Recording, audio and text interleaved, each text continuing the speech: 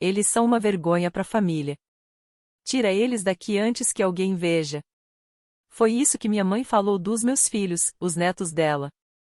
E ela não falou baixo. Ela disse isso no jardim, no meio do dia.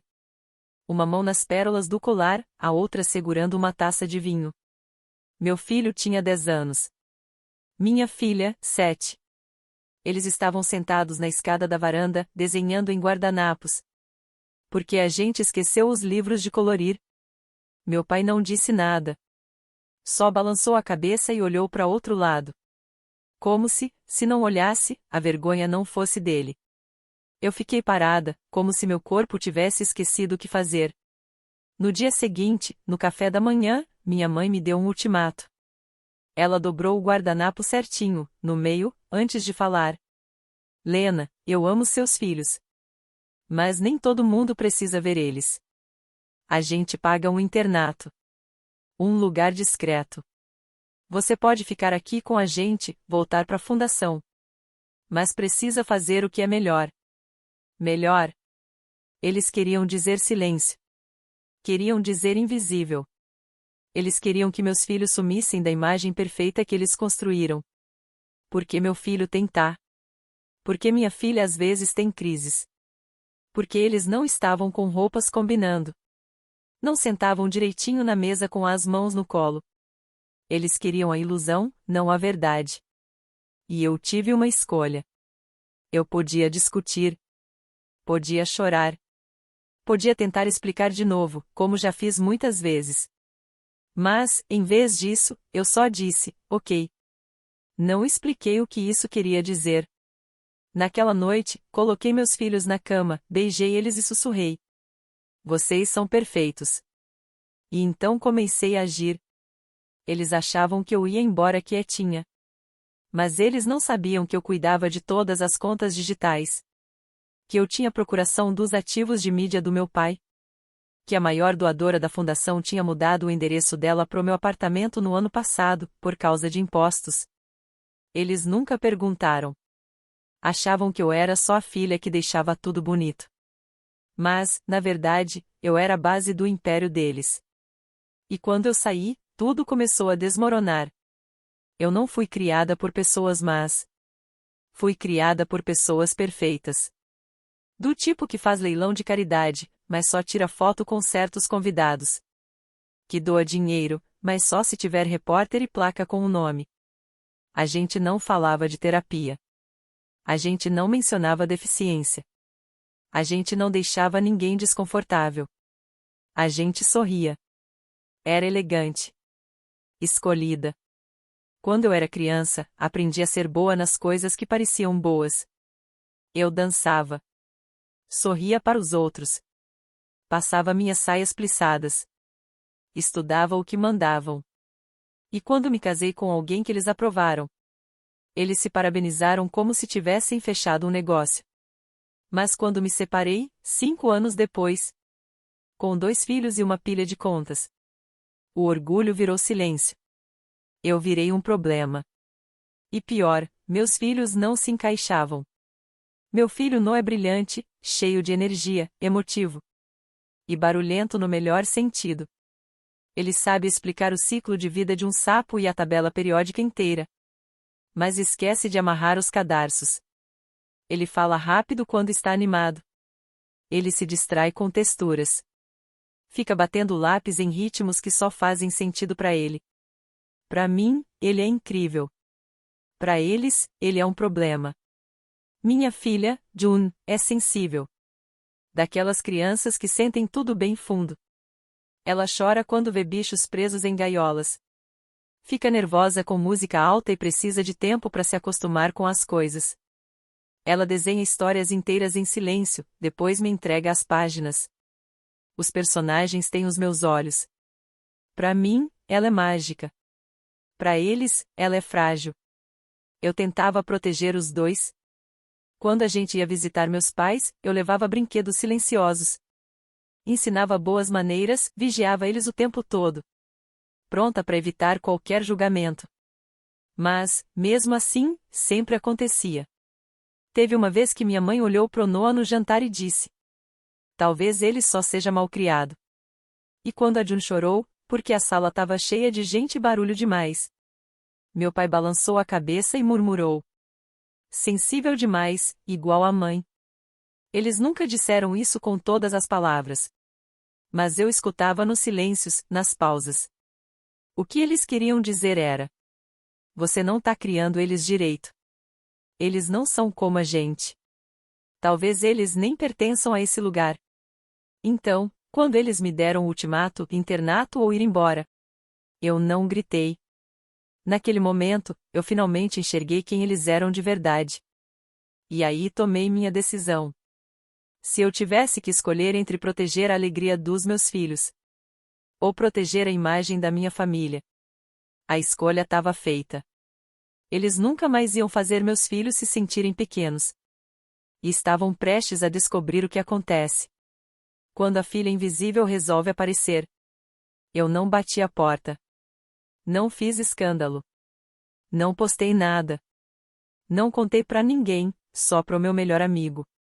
Só arrumei as coisas das crianças enquanto eles ainda dormiam. Deixei um bilhete dobrado no balcão da cozinha.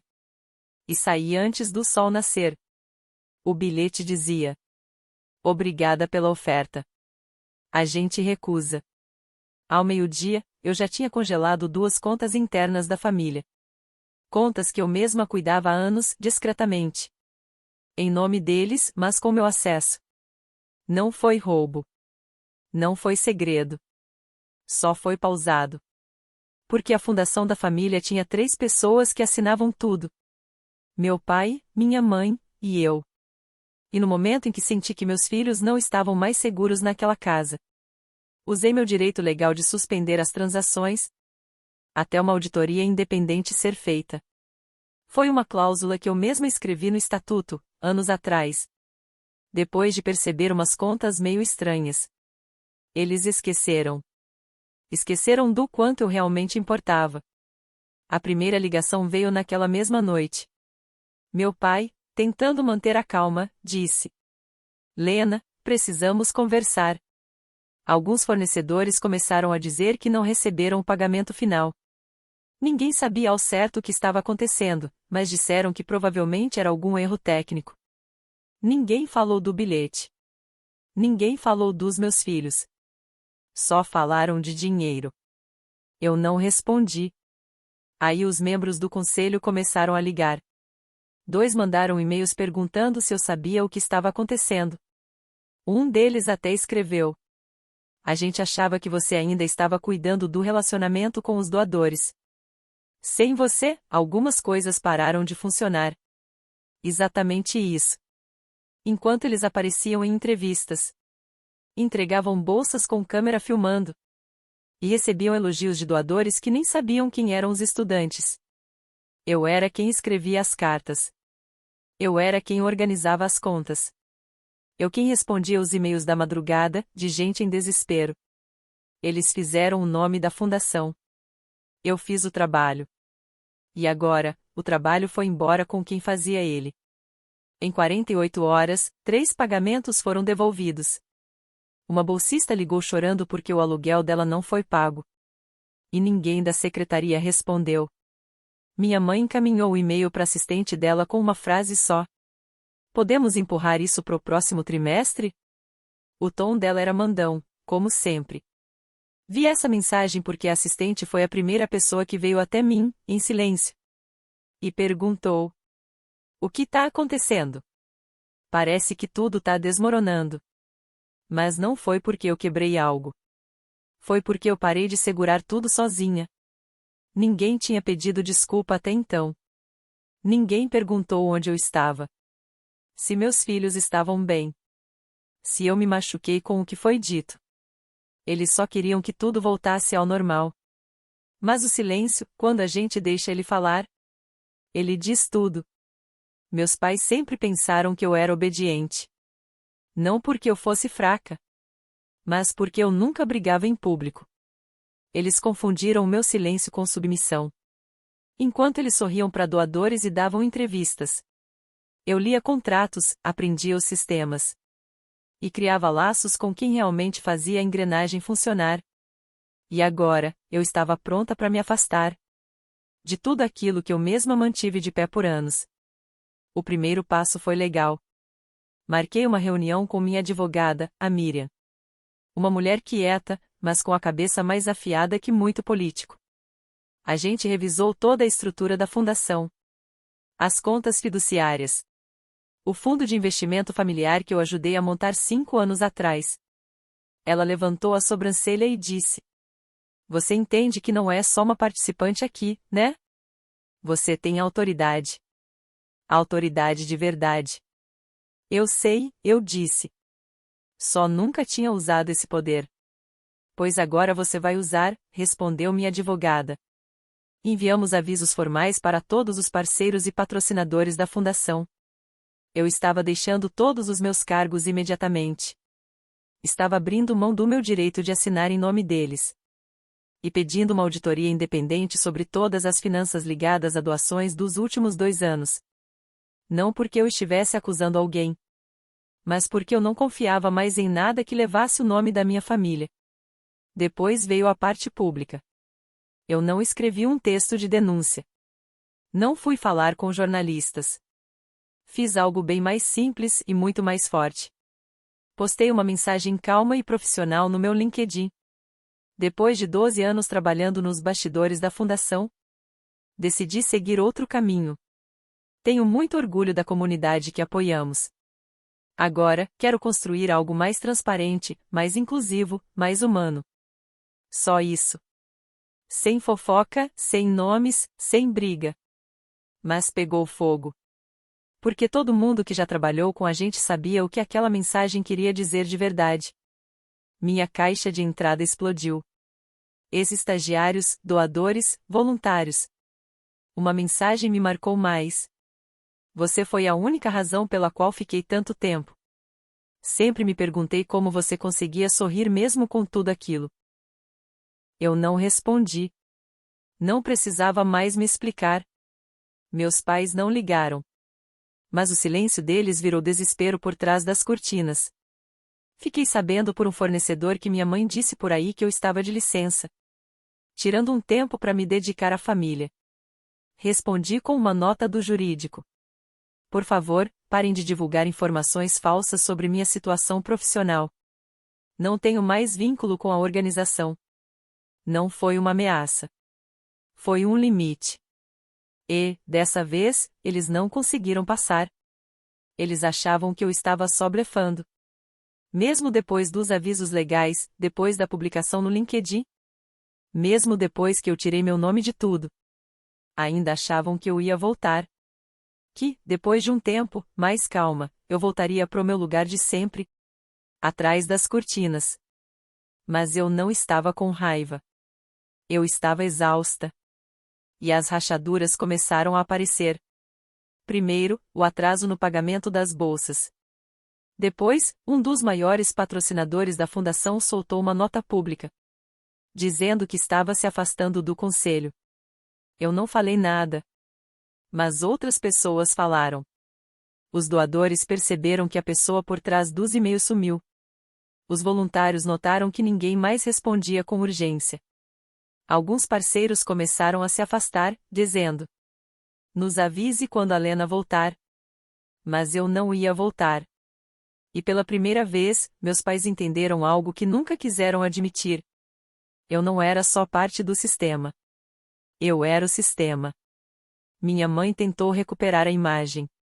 Divulgou uma nota dizendo que a fundação estava realinhando seus valores com o mundo moderno. Uma forma educada de dizer: Por favor, não perguntem o que aconteceu. Meu pai, como sempre, ficou calado. Esse era o papel dele, o homem sério, no fundo da sala, que nunca dizia nada. Mas sem mim, tudo começou a desmoronar. As auditorias internas começaram. 2 ex-funcionários fizeram queixas formais sobre o ambiente de trabalho tóxico. Um podcast, que antes elogiava a fundação, lançou um episódio chamado Quando uma boa aparência esconde raízes podres. E eu continuei em silêncio. Porque minha intenção nunca foi me vingar.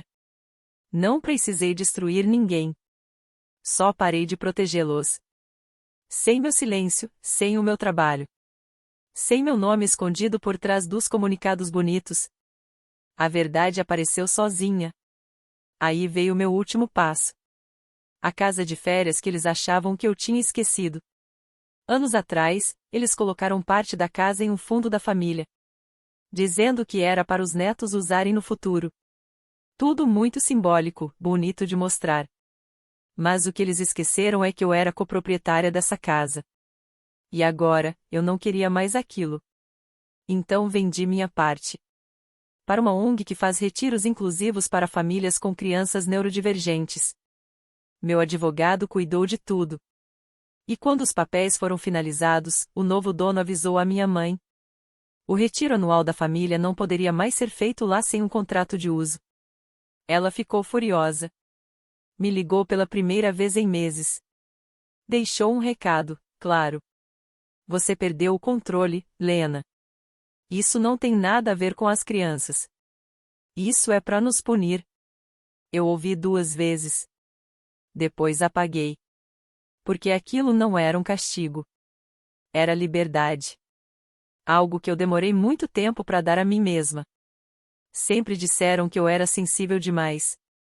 Emotiva demais. Reativa demais. Mas tudo o que eu fiz foi ir embora. E quando eu fui, tudo que eles tinham construído em cima de mim foi junto. O colapso não acontece como nos filmes. Não é cheio de drama, nem rápido. É lento. Constrangedor. E mostra a verdade aos poucos. O site da fundação começou a dar erro. O assistente deles, o mesmo que me repassava todas as situações difíceis, pediu demissão sem avisar. O evento de arrecadação de verão foi cancelado. Porque o maior patrocinador corporativo desistiu, dizendo que estava preocupado com a falta de alinhamento interno. As fofocas começaram. Não por mim. Não por jornalistas. Mas por gente que trabalhou com a gente por anos. Pessoas que agora sussurram verdades. Enquanto tomam vinho em galerias e jantares. Não era a Lena que cuidava de tudo ali? Por que será que ela saiu? Você reparou que ela nem aparecia nas fotos da família? Eu realmente nunca aparecia. Nem nas festas que eu mesma organizei. Nem nos eventos que eu planejei. Nem nos jantares que eu coordenei. Sempre ficava fora da foto. Nunca me achavam elegante o suficiente. Diziam que eu era muito simples, que não era fotogênica. Uma vez, minha mãe até me cortou de uma foto. Antes de postar nas redes. Na legenda ela escreveu: gratidão a todos que tornam essa missão possível. Mas eu sabia. A missão só existia porque eu estava lá, segurando tudo em silêncio. Agora eles não podiam mais se esconder atrás de frases bonitas em redes sociais. As falhas começaram a aparecer de verdade quando um jornalista, que já tinha escrito sobre a fundação antes, publicou um artigo de opinião chamado Quando os fundadores se calam, um legado desmorona ao vivo. Ele nunca disse meu nome. Mas nem precisava. O texto mostrava erros nos relatórios financeiros. Falava da falta de liderança. E perguntava onde estava a pessoa que todos sabiam. Que mantinha tudo funcionando. Eles tentaram falar comigo para eu comentar. Eu recusei, com educação. Porque não queria brigar, nem expor ninguém. Só tinha parado de proteger. Enquanto isso, meus filhos estavam bem. Nada mais de visitas com julgamentos. Nada mais de voltar para casa depois de eventos forçados. Com a June chorando no banco de trás. E o Noah irritado por não conseguir falar como se sentia. Agora tínhamos paz. Tínhamos uma vida normal. E, pela primeira vez em muito tempo, eu vi meus filhos sorrindo de verdade. Um dia, o Noah me perguntou: por que a gente não vai mais na casa da vovó? Parei um pouco e respondi: porque amor de verdade não vem com condições. Ele só balançou a cabeça, entendendo. Não perguntou de novo. As crianças entendem mais do que a gente imagina. Um tempo depois, minha mãe mandou um último e-mail. Assunto: questões familiares. A mensagem era curta. Acho que já passou da hora de conversarmos. Isso foi longe demais. Venha jantar no domingo. Só você. Sem os filhos. Vamos resolver isso. Eu não respondi. Porque meus filhos não são negociáveis. E um jantar não conserta anos de desprezo. Para eles, o colapso significava perder poder, doadores, status. Para mim, o colapso foi o momento em que eu fiquei de pé. E percebi que estava me curvando há anos. Só para caber numa foto que nunca teve espaço para mim. Eu não reconstruí minha vida por raiva. Reconstruí por alívio. Porque quando você se afasta de quem só valoriza o seu silêncio, você começa a lembrar como sua voz realmente soa. Demorou, mas aos poucos. Comecei a preencher o espaço que eles deixaram com gente de verdade, propósito de verdade. E uma paz pela qual eu não precisava pedir desculpas. Comecei a trabalhar numa ONG aqui perto. Nada de festas de gala. Nada de salas com nomes de doadores. Eles cuidam de programas para crianças com dificuldades de aprendizagem. Famílias como a minha. Mães como eu. Ninguém me perguntou se meus filhos faziam muito barulho. Ninguém disse, você pode sentar lá atrás? Ninguém disse, eles não combinam com o grupo. O que disseram foi, você pertence a esse lugar. June voltou a desenhar. Criava mundos inteiros no papel, igual fazia antes. Dava nomes calmos aos personagens, esperança, silêncio, brilho. Um dia, ela me disse, os quietos são sempre os mais fortes. Noah começou a escrever poemas num caderno. Ele ainda não queria que eu lesse. Batia ritmos na mesa, como se fossem músicas que só ele entendia. Pela primeira vez, eu não estava tentando mudá-los. Eu estava aprendendo com eles. Comecei a dar oficinas pequenas para outros pais. Não eram palestras, só conversas honestas. Falávamos sobre culpa, vergonha, e a pressão que sentimos para fazer nossos filhos se encaixarem no mundo que não foi feito para eles. Alguns pais choravam. Outros soltavam um suspiro como se estivessem aliviados depois de muito tempo. Eu sempre dizia: nosso papel não é consertar nossos filhos para que eles caibam no mundo. É ajudar a construir um mundo onde eles caibam de verdade. Um dia, recebi uma carta. Sem remetente. Dentro, tinha um recorte daquele artigo que falava sobre a queda da fundação. Na parte de baixo, só 3 palavras escritas à mão. Nós vemos você. Sorri. Porque era só isso que eu queria. Não era fama. Nem vingança. Só queria ser vista. Pelo que fiz, pelo amor que dei. Pela coragem de ir embora mesmo com as mãos tremendo. Hoje em dia, não falo mais sobre meus pais. Quando alguém pergunta, eu só digo: não somos próximos. E isso basta. Não preciso mais provar nada para ninguém. Estou aqui para viver uma vida onde eu não preciso escolher entre proteger a dignidade dos meus filhos e manter o conforto de outras pessoas. A mulher que eles tentaram apagar criou raízes. Ela construiu um lar, um propósito, uma comunidade. E todos os dias, quando acordo, eu me lembro. Essa vida não veio de uma grande vitória. Veio do momento em que eu fui embora. Guardei a carta que eles deixaram na bancada no dia em que me deram o ultimato. Era escrita à mão, com uma letra bonita e fria. Esta casa tem regras. Se você não consegue controlar seus filhos, então vai ter que encontrar outro lugar que aceite isso. Eles nem assinaram. Nem precisavam. A mensagem era clara. Você é bem-vinda, mas só se ficar quieta. Seus filhos são bem-vindos, mas só se desaparecerem. Dobrei a carta e guardei no fundo de uma pasta que eu nunca mais abro. Não por mágoa. Mas porque eu nunca quero esquecer o momento em que escolhi meus filhos acima de tudo. Hoje a gente mora numa casa pequena. Não é uma mansão. Não tem decoração de revista. Mas é nossa. Um lar. Tem marcas de dedos nas janelas. Tem livros espalhados por todos os cantos. Tem barulho. Risadas. Às vezes uma bagunça. Tudo isso é humano. Tudo isso é sagrado. Meus filhos têm amigos que os entendem. Professores que realmente prestam atenção neles. E uma mãe que não pede mais desculpas por quem eles são. E eu tenho manhãs sem aquele aperto no peito. Noites em que não preciso preparar desculpas. E consigo dormir sem ficar ensaiando conversas na minha cabeça. Às vezes as pessoas ainda perguntam do passado. Você acha que seus pais sentem sua falta? Será que eles sabem o que perderam? Eu sempre dou uma pausa. Porque a tristeza é estranha. Ela não traz um fim claro. Ela só traz distância. Traz clareza. E traz uma escolha, todo dia. Construir algo novo. Ou continuar presa a algo que nunca foi meu para carregar. Então eu digo. Não sei se eles sentem minha falta. Mas eu não sinto mais falta de fingir que eu era importante para eles. Às vezes olho meu reflexo no espelho. E penso. Essa é a mulher que eles achavam que não ia aguentar sem eles. Mas ela aguentou. Ela tá diferente agora. Não mais barulhenta. Não mais nervosa. Só inteira.